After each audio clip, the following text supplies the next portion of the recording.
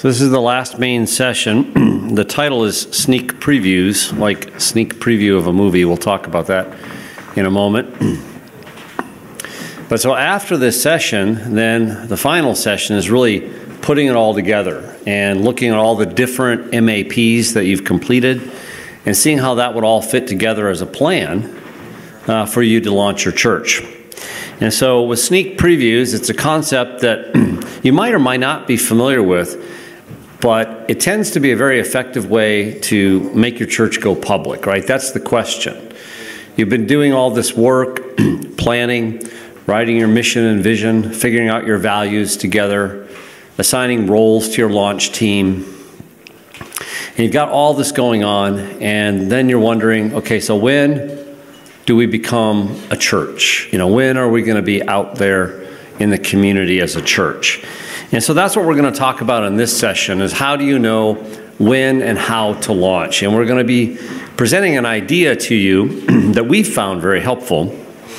And so it'll be interesting to see what you think. And we'll be sharing some positives and some challenges of sneak previews. So, church planting application. So there's tension. If you've been working on your church planning and getting your team together, doing evangelism, discipleship, and these things, there's that pressure always to go public, to be a church. Can we call ourselves a church now? And can we hold public worship services on a weekly basis and do all the things that we know a church does? And so there's this real desire to worship as a church, but you don't have the critical mass of people that's really necessary not only to pull it off every week, but also to really be impactful in the community. And we'll explain why as we go through this. But people want the church, but you need to hold them off as the lead church planner and the church planting team. And it's not necessarily a bad thing to constantly say, you know, maybe the people that are coming to your group and even your launch team are starting to put pressure on you as a leadership team and as a church planner to say, hey, let's say we're a church now, let's go out there and be public. But it's not necessarily a bad idea to say, wait, we're not ready yet. Even though we could probably do it, but we're really not ready if we want to be successful. Because remember, our long-term vision and goal is to really impact this community and continually be winning people to Christ and even planting more churches. And so by holding people off, you're building anticipation for what God's going to do. Because what happens is if you launch too early, you're going to use up all of your energy and all your capacity to be able to pull off that weekly worship service. And you're going to start neglecting, because you just only have so much time and energy, you're going to start neglecting all the other things that you've been doing. You're going to be the evangelism, the discipleship that's going on, all the contacts that you're making in the community, and how you're growing. And as soon as you shift and say, now we're doing worship services, well, now all those people that were in leadership, most of their time and energy is going to be going to sustaining this public church. And you're not there yet. You don't have enough people. You don't have enough leaders ready for that. And sometimes it's really hard for people to understand. So, deeper question, how do you take a small launch team and turn them into a worshiping crowd in a relatively short period of time? A year or less, 6 to 12 months. I mean, that's a good question, right? And that's really what you're trying to do. You got the small launch team, a few families. How do we become this group of people that are worshiping the Lord? And so the problem is really what we call a critical mass problem. So the problem of a premature launch is really the cause of many church plant failures. It's trying to begin a regular worship services before being ready or before having enough people. And often they end up then staying small because they've stopped doing the things that we're building. Does that make sense? So they were doing all these building activities, building up the group, getting more and more people involved and excited. But if they go public, then they sort of have to let those stop, so their size gets stuck. So for example, I told you that our church that I replanted, we started another church, a Spanish-speaking church. And we partnered with another church to actually start this church. And And so the three pastors, we were talking a lot together about how to do this, and we're going to do this differently. We're going to do it right. We're going to make sure it gets big, because in this particular ethnic group, they seem to have a problem of always having small churches, and they never really grew once they launched. And so everyone agreed, okay, you can't launch until you have a certain number of people. And the pressure in this ethnic community, it would be to launch really soon with few people. But the pressures in this case turned out to be too great, and so the church planner decided to launch early. And it was a self-fulfilling prophecy. And so he launched too early with not enough people. He didn't have the critical mass of leadership. He didn't have them prepared. And so he ended up doing everything as a pastor, running around like a chicken with its head chopped off, trying to make everything work, right? And the church never really grew after that because they stopped doing the church planting things. Steve?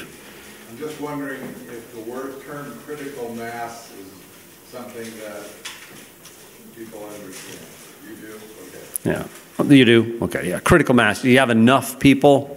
So you cross sort of a threshold, a line, that once you cross that, then you've got enough to make things happen. But before that, you don't have what's necessary, like a tipping point type of a thing.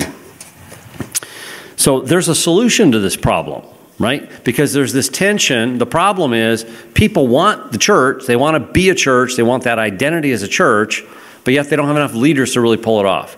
So, but the choice is not either or. It's not we either don't launch or we fully launch. You can partially launch. And that's what we're saying here. You can do it in steps.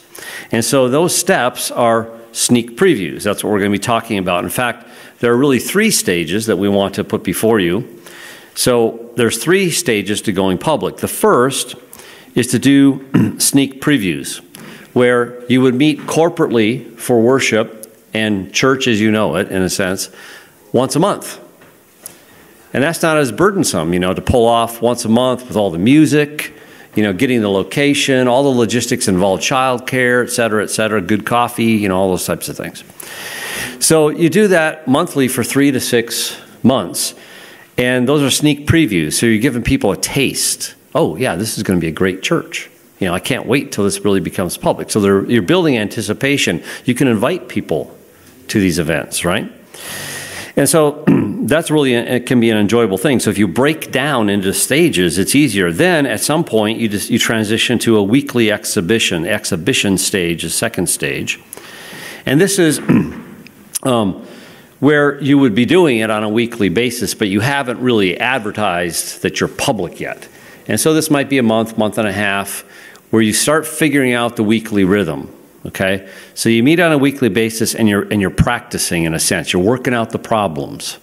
You're figuring out where the issues are that you need to solve, and maybe leadership for ministries you thought you had covered but you don't have covered. And so all those things. So you get to practice, you get to work out the problems. And so that when it comes to the grand opening, you will, like, do you have grand openings of like grocery stores and stuff like that here? Right? When they go public and say, hey, come and see our new store, right? Come and see the new coffee shop, right? And so they're all prepared when they do that, right? Because when you go there, you don't want to experience problems. You don't want bad coffee. You want to have good coffee, good service. You want it to be a fun environment, right? You're going to see the new thing. And so that's the metaphor that we're using here, is the public launch. All right, so there's some advantages to this, this approach of a preview. Is one, it creates a major fishing pool, right? Because in a sense, these are building activities too.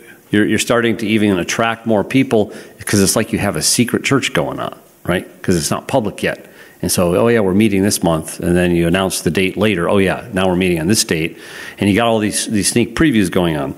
And so you've got more and more people to draw from. And it permits a short-term commitment on the part of people that are involved in the worship service. They don't have to immediately jump into a weekly commitment. It's only a monthly thing. It conserves your energy. That's sort of the point, right? You can start slowly rather than having to start full steam ahead. It can also be easy in the sense that other churches might be willing to help you, You know, if you've built the right relationships in your community with other Christian church leaders, they should be excited about what you're doing and even be supportive. And they might be willing to, lend you some sound equipment. Oh, your microphones don't work. Maybe you could get them from the other church. And so there's ways they could help. They might even eventually be willing to lend you some people, like June was saying, lend you some people for a year or two. So other churches can help. The slow increase is less of an expenditure increase too, because there are always hidden costs, you know, to doing things like this. Oh, the rent was a little more. We had to buy extra equipment. You know, the food cost more than we expected. You know, it just goes on and on. There's all these little costs that add up. But if you do it right away, it could eat up all your budget and your money and your savings. But if you're doing it in pieces once a month for a while, you can really get a good estimate of the cost and maybe even how you want to manage that. Plus, it gives the visitors a chance to taste and see. So they just come and see what you're doing once a month in the preview services. The church planter himself can also work on his public skills. So if he's not used to pastoring a church, it's an opportunity for him to be able to do it and then reflect on how well he did and get input from his team. You know, maybe he's a good preacher, but he's not really good at emceeing or something, and he's struggling with that. Well, you can work on that, or whatever it is. But you have an opportunity to practice your skills. Area believers can visit and better pray and encourage, sort of like the help from the other churches. We're all on the same team, right, ultimately here. And so they can come and be an encouragement to you. So they don't have to feel like they've got to leave their church for your church. They can just say, this month, let's go visit that new church plant in town and see what they're doing. Maybe we can pray with them and encourage them. Working out the bugs, working out the kinks, the problems. It develops the value and the habit of inviting. Okay, so the people that have already attached to you, whether obviously you as a planter, your leadership team, your launch team, and other people that are starting to attach themselves to you, you're teaching them, okay, we have another preview service coming up next month. Okay, who are you going to invite? How are you going to invite them? Here's some tools. You can train people to really become good at inviting others to your church plant. And if you just launch right away, you don't really have the time to train people and to evaluate how well they're doing. So it's really leadership development that's still going on at various levels. It also relieves worship tension. There's less pressure on the people that are playing the music and all their preparations that have to take place. And it's, again, a community exposure. Here's what's coming, you're saying to your community. A new thing's coming to town, and it gives you an opportunity to do that. So sneak previews actually have a lot of advantages to them when you're planting a church. Now, there are some downsides. There's always positives and negatives to every approach. But so there are some liabilities that you want to consider as well, because at the same time you're trying to figure out when is the right time. We're not saying there's a formula. It's not, okay, 4 preview services, 4 weekly exhibitions, and then launch, right? We're not saying it's a formula. So we're saying you have to figure it out as a leadership team. You need to pray. You need to sense how the Spirit is guiding you, and you need to use your head and figure out what's the right thing to do. But you could lose momentum, possibly, if services start getting smaller on you. If you wait too long, people can get tired and they say, well, I don't know if this thing's ever going to happen. This church planter guy keeps talking about going public and planting the church, but I don't know if it's ever going to happen. So that can happen. You could also, different people leading the service is not really a preview. So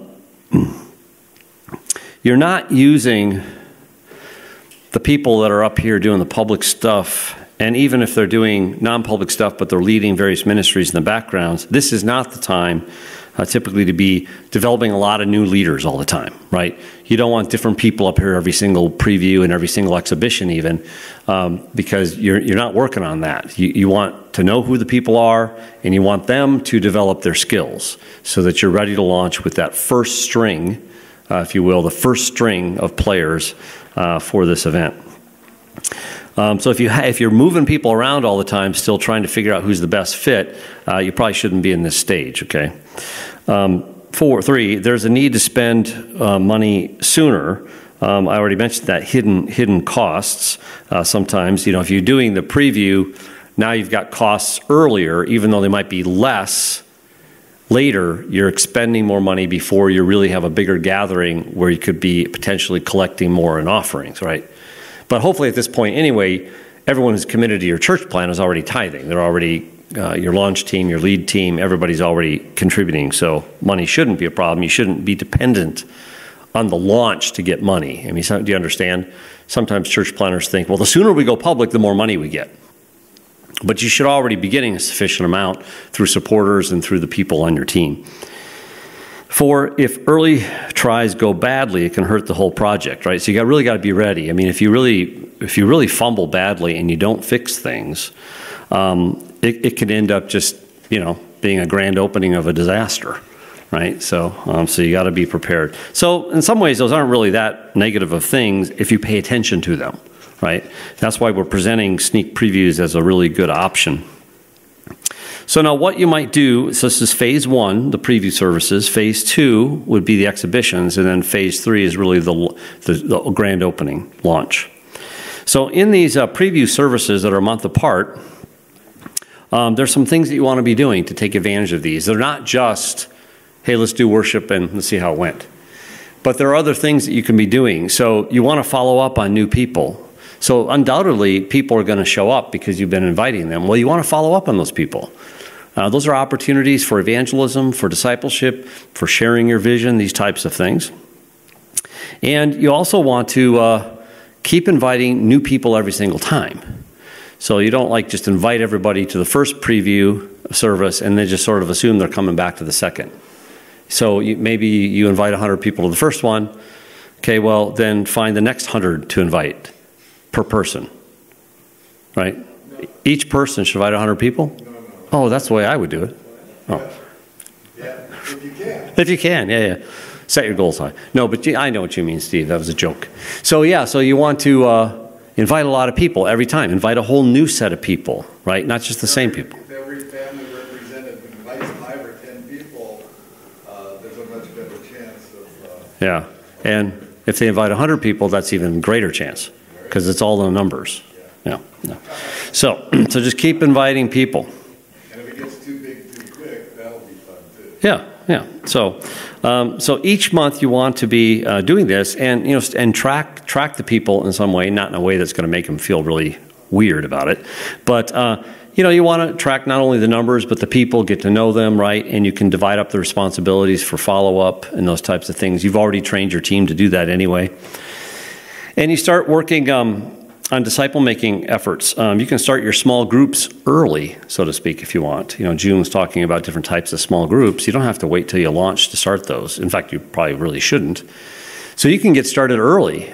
People might be coming like, well, do you have anything? I know you're not public. Well, yeah, you do have things. You have small groups that they might be involved in. Developing workers for the next preview. Each preview should be more like the opening day. So like I said, you're doing evaluation every single time. So you're getting together as a team, you're evaluating what worked well, what didn't work well, what should we improve. So you're constantly getting better every time you do this, every month, and then eventually it'll be every week. And you're building your leadership and disciple-making people. And so in other words, so now that people are even more engaged in what's soon to be a church, if you will, as a leader, you want to keep checking on the roles of people. Are they in the right spots? Do they really know what to do? And you want to be having meetings of your leaders to develop them and have a training part always in your leadership meetings. Did you want to add something, Steve? Yes, I'm sorry to interrupt. That's okay. But there's a guy who had a great idea to add to this. Okay. And it worked. Tell us. So I don't want to keep it a secret. Okay. Okay? In between after the first previous service, he would, maybe there were 22 people or something.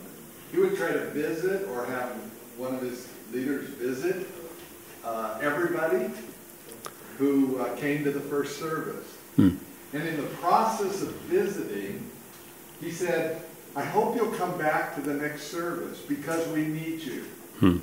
And he would give them an assignment. Yeah, yeah. Okay, to help set up the chairs. Even if they're not a believer, right? Anybody, yes.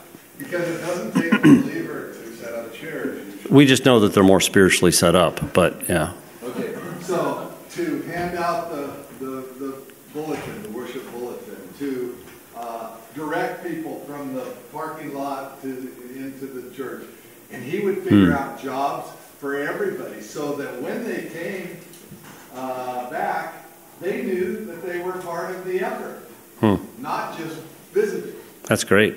They had a purpose in coming, and it brings them into a little bit of a partnership. Yeah. And motivates them to come because they said, oh yeah, I'll do that. And it motivates people to come back. And do that between every service, have them continue, but keep thinking up new jobs for people, you know. Excellent. Yeah. Excellent. Thanks, Steve. Yeah, great. That's a great way to think about it. And there's a few critical goals to finish this stage. So in the part, these are things to accomplish by the end of the preview stage, okay? So, and you're going to be thinking through it. You're going to be discussing it with your leadership and launch teams, so you keep growing. But you're building anticipation for the opening. So you want to make sure you're doing that. You're building anticipation. You're talking about your vision. You also want to achieve more new people at each event. Right, so each event should be bigger than the last event. Now, if you give everybody a job, and even like 10% of them show up for their new job that they got, it's going to grow. Okay. Development of worship leadership, and so one of the main jobs, of course, is going to keep working on that public dimension of worship. So you want to make sure that's developed to the proper level. And your systems. I mean, this is the time to really figure out your systems. Systems for dealing with when people show up with children. What are your systems going to be? What are your systems going to be for greeting people? Systems even for parking that was just mentioned. So you've got a lot of systems you got to get in place. And you can't always anticipate all of them, right? Until you sort of start. And then you start realizing what things you need systems for. So you want to get all that done. And once you get those things relatively well solidified, and of course you need to find a place for your exhibition, because now if you're moving weekly, it might have, I don't know if it'd be the same place or different place, but sometimes it might be easier to rent a place on a weekly haphazard or a monthly haphazard way, but it could be a very different thing to try to find a place you could get a lease on for, weekly for the next 6 months to a year. So you need to think through a lot of those things, and then you'll eventually hit the second phase, which is the exhibition phase. So here, now worship moves from a monthly schedule to a weekly schedule. You're going to start getting used to the weekly routine as a group. You've been used to just sort of doing things on all sorts of schedules, but now you're on that weekly schedule. You're going to begin with baptism and communion. You're getting ready to close to being a real church where the main ministry events are coming. And so you're probably going to be having, well, you should be having people coming to Christ and being discipled, and you should have these events being held and start figuring those things out too, and they're wonderful opportunities to celebrate. So this will last about 3 to 6 weeks, depending on how well prepared you are. And it just raises the expectations of people to go public. And so you're getting ready to really launch the church. And then eventually that wonderful day comes where you have the party, the grand opening. And so I have an idea here. I don't know if you've thought of this, but so a grand opening does not have to be one Sunday, right? Not just one Sunday, right? So sometimes we think, oh, grand opening is this weekend at the store, right? But I've noticed that a lot of stores have extended grand openings because they want you to keep thinking they're opening so that you keep coming, right? And keep buying stuff. So you could have a month of grand openings, or a grand opening month or whatever. So think of it in those ways. So here, everyone invite people to this special day. You're going to plan for this. You're going to have special systems because you're going to have extra people on grand opening. You're going to be putting together materials. You're going to be training people for not only how to invite, but how to receive when people come. They're experienced now. Your team should be very excited, everybody that's working with you. You're working on your advertising, however you want to do that in your community, web, various media places, personal invitations, whatever you do. So you're inviting everybody to this celebration. It's a special Sunday. Think about well-known community guests that you might even invite. And I don't know how that would work in your city or in your country. One thing that we often do where we live is you invite the pastors of other churches in the town even. And so they become a conduit to even advertise out there in the community as well. And it shows unity in the gospel. So just think through, who are if they're not Christians, they still might like to come. Maybe your mayor would come. Hopefully that's a good thing. But I mean, there are city officials that might want to come, or maybe it's public servants, firemen or police officers or whatever that might want to show up. So just invite people, influential people as well. Oops. And critical ministries here. So on your grand opening, you have to be prepared again for craziness, right? It's just going to be crazy on that Sunday or those few Sundays you're doing it, and your systems will be stretched and maybe break. Okay, and so you have to deal with people, with all sorts of issues, and but just have your essentials ready and do the best you can, right? So that's really the concept. It's a simple concept. Rather than going from preparation to full ministry, you're staging it. And you're taking it a little slower, and you're building anticipation, and you're getting things more and more ready so that when you do go public, it works well. And you can just step into that, and you can be a public church that's really functions well in the community. So let's work on our MAP. I don't think they're ready, most of them. I know. To do that, but What are all these things? I missed a page. you missed several pages. You missed about. Oh, no, I didn't. No, it's not in my sheet. What are these? That's mine. Oh, this is your presentation? Yeah. Yeah, okay. Well, that's you. Okay. No, I didn't miss anything. There. Last one. There. So there's two maps, okay? So the two maps are, the first one is to work in your teams to figure out your on-site preparation time, number of weeks. Preview services, how many do you want to do? When are you starting, when are you ending? Your exhibition season, your weekly ones. When are you going to start, when are you going to end, and when's your grand opening date or dates? Right? So it's just putting a timeline to it. Right, but if you're not ready to plant a church right now, Yeah. it's impossible. Yeah, you can't put a date down unless you're ready. Yeah, right. Yeah. So for this group, unless some of you are really there, well, this is pretty easy to do, so you can figure it out. But basically, you're putting a timeline to it, you're putting a commitment to it as a group, and if you have a goal in mind, then you're going to work toward it, right? If you just say, well, someday we'll start these, you might wait too long. And then the other map is to consider big days for evangelism. What are some natural calendar days that can serve as great opportunities to invite people? And so, every culture has holidays or special events that they celebrate in their community. And sometimes, we as churches think those are competing events with us rather than opportunities to actually be creatively engaging our community. And so there's just a simple calendar, January through December. You can think through the Slovak calendar, think through even your city calendar. What events are going on in our community in these various months? Are there ways we can take advantage of those to actually be evangelistic opportunities or just opportunities to meet people, those types of things. So that's really it for this session. Any questions or things you want to add, Steve or June, to this presentation about preview services? Okay.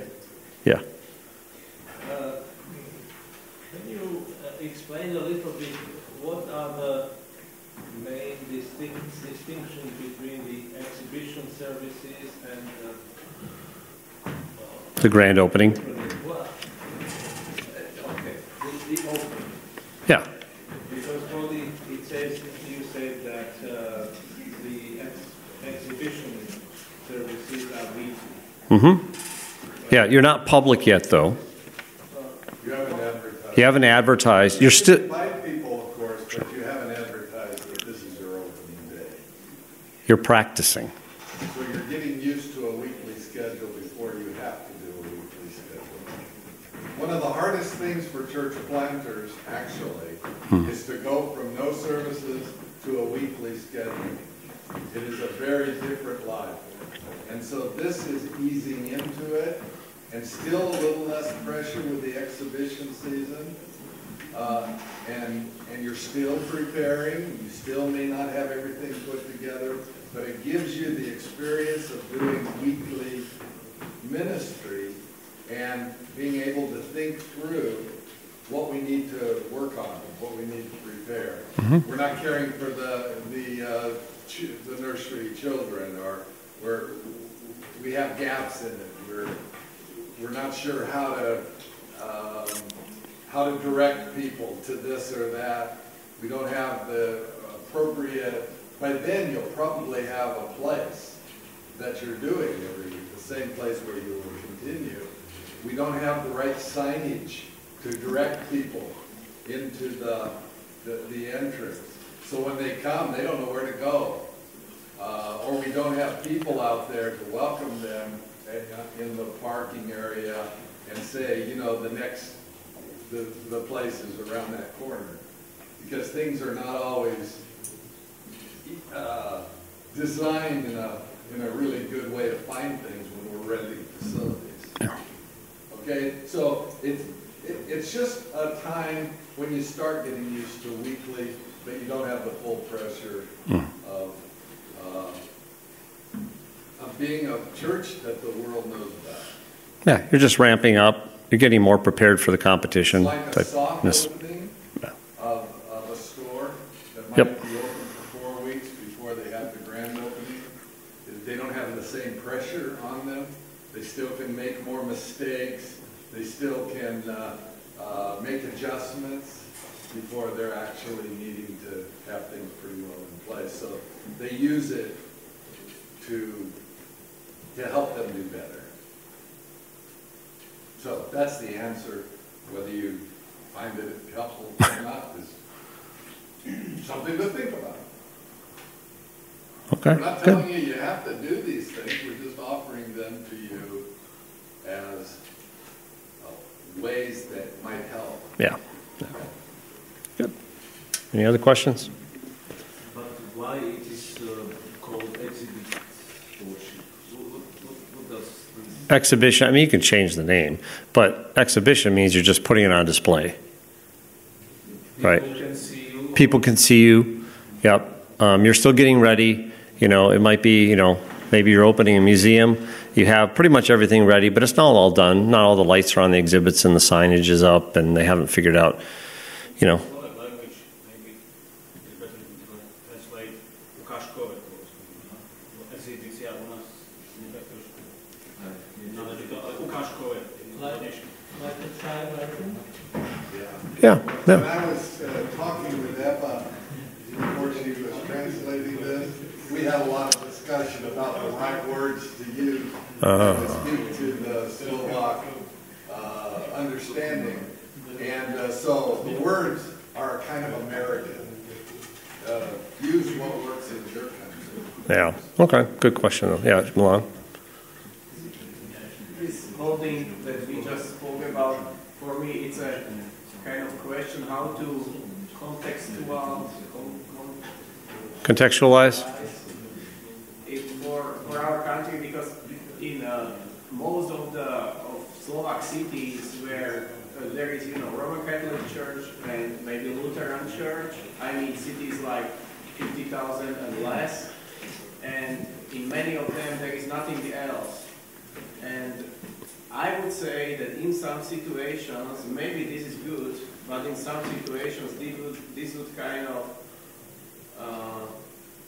show that you are very suspicious right from the beginning, because you are kind of starting with a big show for the citizens of the city, and maybe in some context you need to start very kind of slowly with only personal contacts and build it from kind of zero. Okay. I don't know, maybe that's a question for Slovaks. For the group, yeah. For you. Right. And I would imagine it would vary from context to context. It would in our place too. How you would crank or at least start up. Because the context is that in the States you have million different churches, kind of. Mm-hmm. You know, here, if you Only are half not, a million. half a million.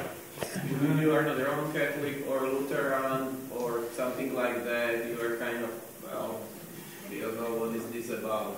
Yeah, I know. No, I think that's a very good question, yeah. We're just offering this. It's just an idea. Yeah.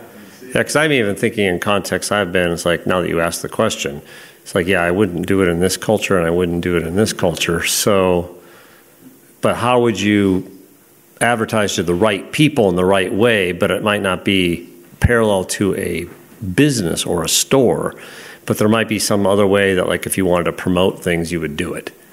Trying to figure that out. Maybe you'd have a gathering in the park to start. Yeah. And do some of the same things, but it wouldn't look so much like a church service. Have a barbecue. Okay. Other ways of doing something similar. Did you have something to add, Tomasz? Yeah, I would like just to emphasize the problem of launching too early. It's one of the most common mistakes in Czech Republic. What I see in previous generation of church planting, launching too early, it was almost everywhere. And it's bring really the group of people tired of doing church stuff and losing discipleship and mission lifestyle, being very tired, stressful, and it was another additional reason for future division. For some of those people, churches, it was like the main thing why they plateaued for many years. So I would like to put warning about getting to public meetings too early. The whole thinking that the program and meetings is the essence of the church is so there that we have to spend much deeper time in discipleship and the real mission and so. Yep. So it's better to be hidden for some time. So thanks, Tomasz. That's really. And that is the number one reason That's why. our church plants fail Yep. in America. Very good. Well, with that, let's